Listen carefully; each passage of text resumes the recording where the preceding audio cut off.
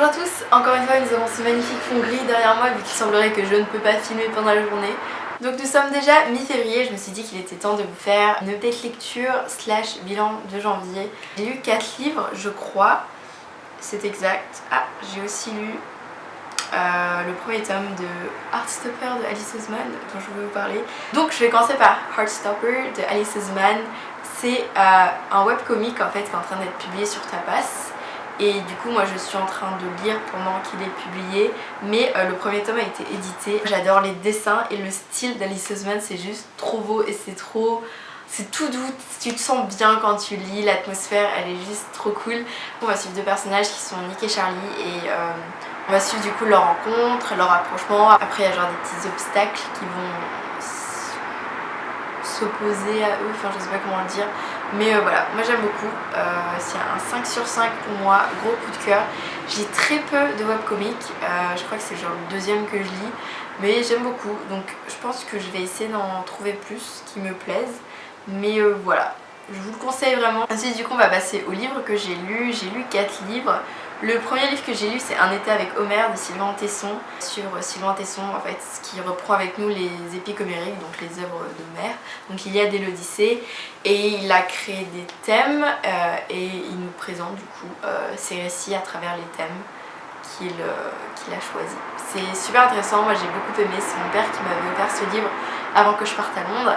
Et voilà, c'était vraiment une superbe lecture. J'ai eu un peu de mal au début, dans le sens où c'est une écriture qui est très belle et un peu trop belle justement.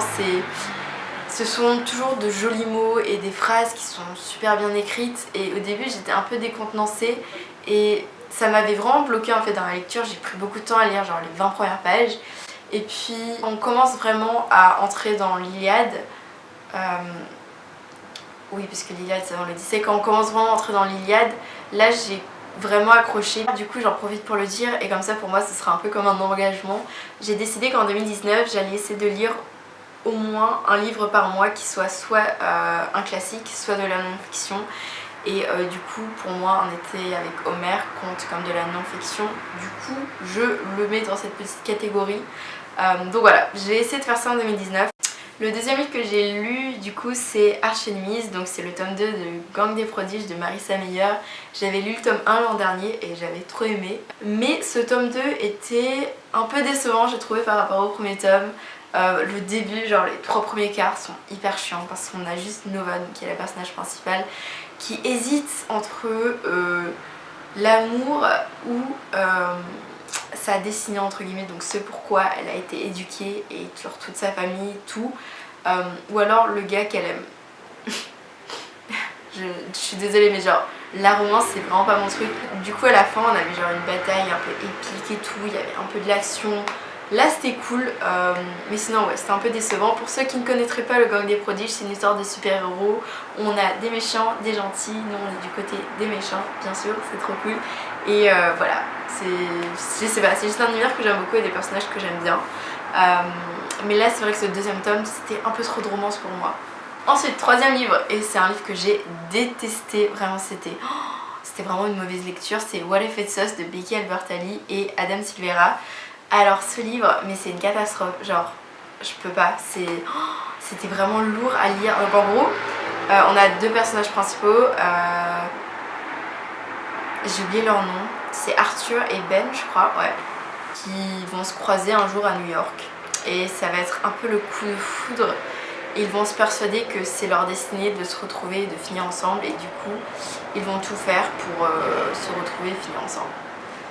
Je sais pas, j'ai vraiment pas aimé. Déjà c'est du insta-love et pour moi le insta-love c'est mort. Du coup en fait chaque auteur a décidé d'écrire le point de vue d'un personnage. Du coup ils écrivent genre un chapitre sur deux.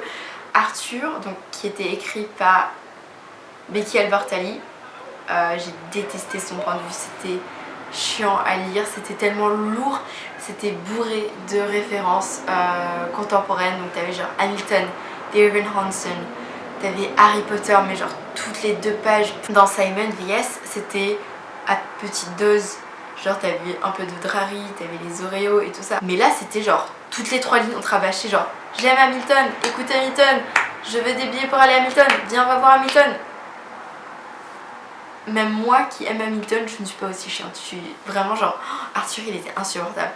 Et en fait du coup on a ce point de vue genre hyper relou qui s'oppose au style d'écriture très beau et très simple et très calme de Adam Silvera, donc qui écrivait le personnage de Ben. Ouais, genre Adam, son écriture elle était tranquille alors que Becky c'était tellement lourd. Et puis ouais, comme j'ai dit c'était Dune, c'était Love, c'était genre de la romance. Donc voilà, c'était pas mon délire, j'ai pas vraiment aimé ce livre. Je l'ai lu très vite, heureusement qu'il se lit vite parce que sinon j'aurais probablement abandonné. Mais j'étais curieuse de voir ce que ça donnait. Et ouais, j'étais bien déçue et je ne le recommanderais pas du tout. Et enfin le dernier livre que j'ai lu et qui était vraiment cool par contre, c'est My Sister the Serial Killer.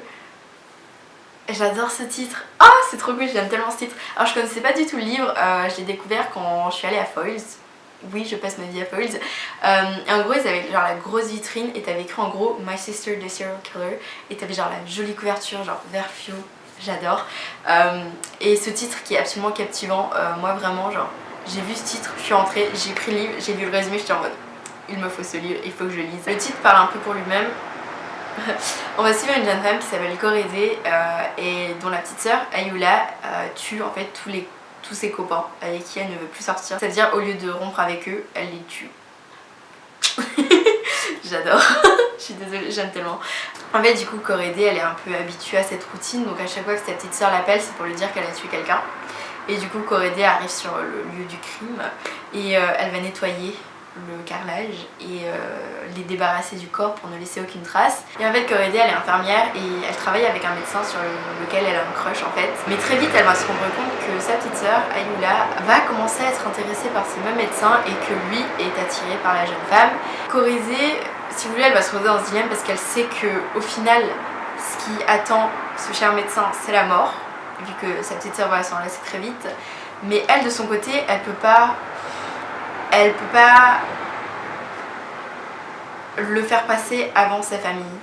Vous voyez un peu le petit dilemme auquel elle fait face. Voilà, c'est un peu le sujet de l'histoire, c'était trop cool. Il y a plein de sujets, donc c'est un peu une comédie satirique noire, vu qu'on a quand même un sujet un peu dark.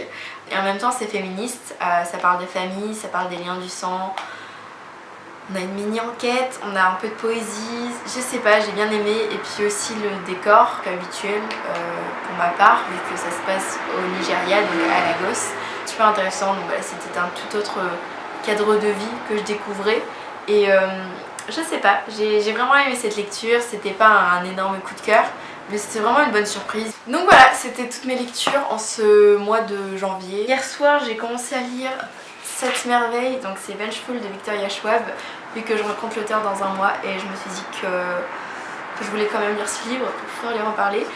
J'espère pouvoir faire une vidéo en fait sur Vicious et sur Vengeful, puisque Vicious est enfin sorti en France, du coup ça me donne une raison de plus d'en parler. Mais voilà, j'espère pouvoir le faire, j'espère vraiment pouvoir le faire, j'aime tellement ces livres, j'ai trop envie d'en parler.